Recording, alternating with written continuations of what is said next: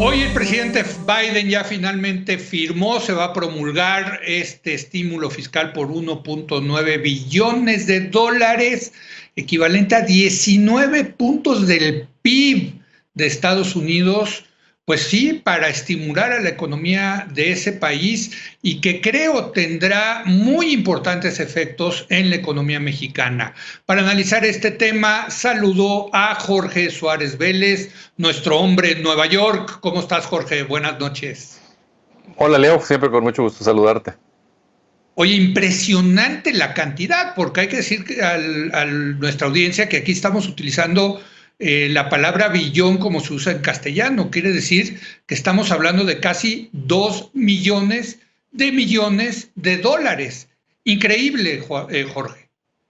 Sí, y como bien dices, si esto lo sumamos a los 2.2 millones que ya se habían pasado en el mes de marzo, entre los dos son 4.1, que en efecto es 19% del PIB de Estados Unidos, un estímulo enorme y un triunfo legislativo sin lugar a duda para el gobierno de Biden. Sin duda, eso también es otro punto muy, muy importante. Hay que decirlo que pudo pasarlo por la Cámara de Representantes, por el Senado. No estuvo fácil, pero sí lo logró. Ahora, ¿qué significa en la práctica? Hay que decirlo, hay hay un rubro para apoyo a las vacunas, otros son para unos cheques de $1,400 para la población, para apoyos para desempleados, en fin, un poco darnos la radiografía de qué viene allá dentro de ese 1.9 billones de dólares. Sí, en efecto, son $1,400 por adulto. Esto está, o sea, no para todo mundo. Creo que tienes que estar abajo de $80,000 anuales de ingreso, pero una familia que tuviera 4 adultos en casa, pues recibiría $5,600 al mes, lo cual no está nada mal. Son $300 semanales de desempleo, o sea, que se adiciona, digamos, a los seguros tradicionales y se extiende la disponibilidad, digamos, de pago de desempleo por arriba de lo que ha sido la ley.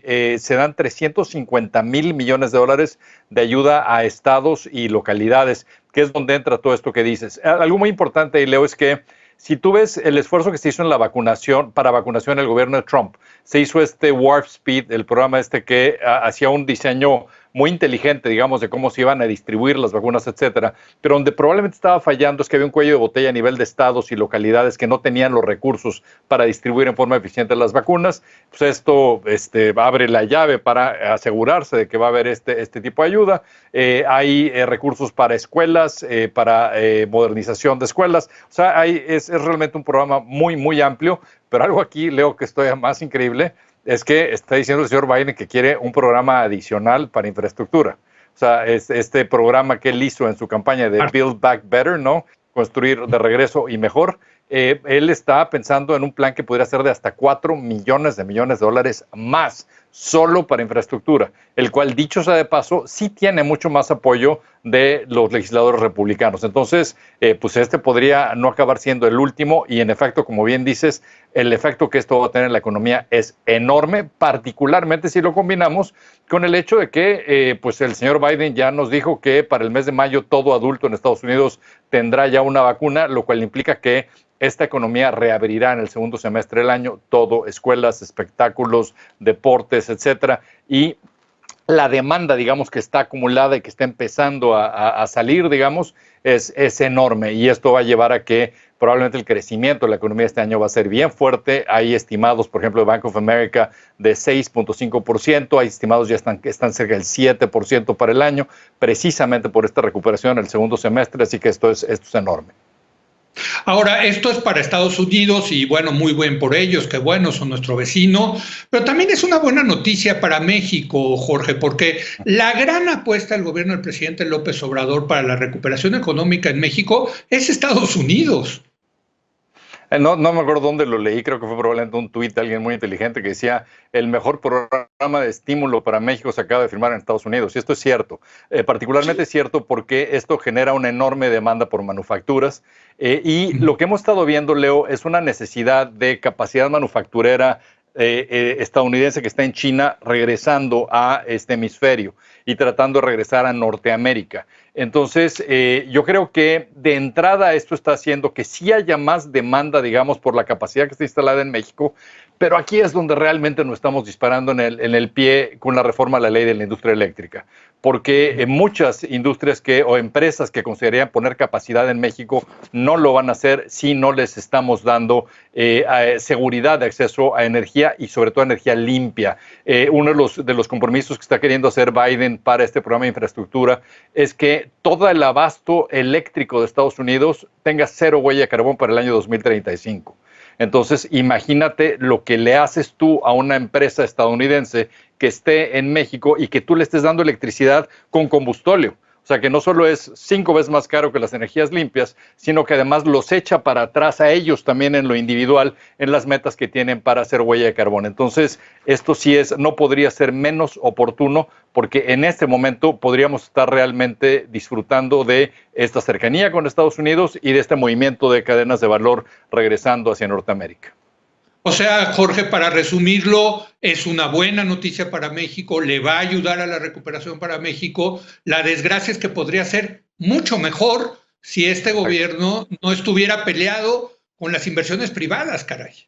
Absolutamente. Y la otra área donde evidentemente va a incidir es en remesas. O sea, seguramente seguiremos viendo un flujo robusto de remesas hacia México. Entonces, lo que yo te diría es que si ves los pronósticos de crecimiento que se van dando para México, estaba viendo, por ejemplo, el de Moody's, que tiene un estimado para este año de 5.5% para México.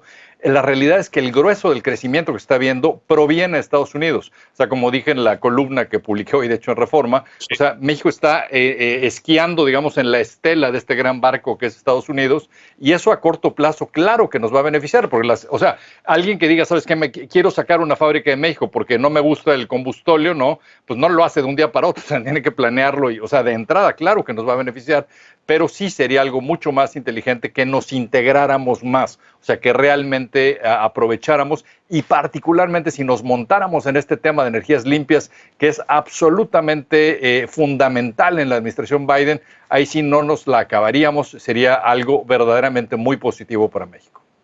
Completamente de acuerdo contigo, Jorge. Me queda tiempo para una sola pregunta más. Lo leí también el día de hoy en tu columna. Sé que hay toda una discusión entre los economistas si este nuevo paquete va a sobrecalentar la economía de Estados Unidos y por lo tanto va a generar más inflación. Tú lo mencionas hoy en tu columna. ¿Tú de qué lado estás? ¿Crees que va a haber una mayor inflación? Porque el otro día Raúl Feliz nos decía, pues ojalá, porque eso es bueno para la economía. En fin, ¿qué postura tú tienes al respecto? Yo creo que a corto plazo sí va a haber un poco más de inflación y yo creo que particularmente inflación en mercados de activos, bolsa, bienes raíces, etcétera. Lo estamos viendo ya en materias primas claramente. Pero algo que es bien importante, Leo, que hay que subrayar, es que los flujos internacionales de capitales, si los mides en este año comparando con cómo eran en 1980, son en este momento 30 veces mayores. Es decir, hay alrededor de 30 millones de dólares de mercados que están dando vueltas en los mercados. Lo que estamos viendo una vez más, Leo, es que Estados Unidos tiene un exorbitante privilegio, como dijo Valéry Giscard d'Estaing, al tener la moneda que es refugio de valor, les permite tener un déficit altísimo y no generar inflación. Así que por un rato yo creo que Estados Unidos va a poder financiar un déficit básicamente del tamaño que quieran.